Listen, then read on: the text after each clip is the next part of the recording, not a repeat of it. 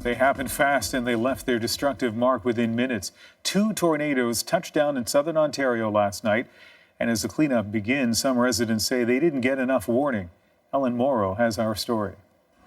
This is what I had. For Deborah Androkonis, looking at photos of her home is now an exercise in heartbreak.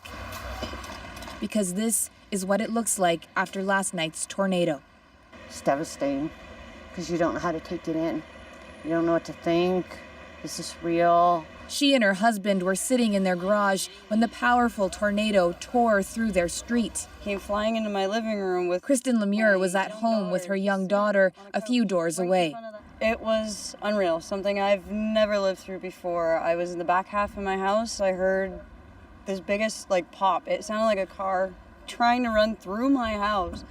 This is one of the worst affected streets, and residents here say one of the most shocking things is that all of this damage happened in what felt like a few seconds.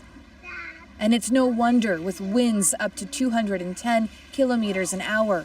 Environment Canada confirmed that 2 tornadoes touched down in the area, one in Windsor, another in nearby LaSalle. I don't know what the location is. Officials were on site today surveying the damage and responding to criticism that Environment Canada did not warn residents about the tornadoes before they touched down. This was a very fast developing storm. Basically what happened is it showed up on the radar, and within a scan or two of the radar, I had already dropped a tornado on the ground. Now the focus turns to the cleanup, branches to clear, power lines to fix. Please don't let something hurt us really bad. And for those hit the hardest, parts of their homes to rebuild. I feel so overwhelmed. I don't think this will ever be cleaned again, because where do you start? Where do you start?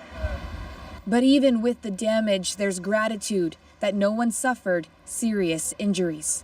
Ellen Morrow, CBC News, Windsor, Ontario.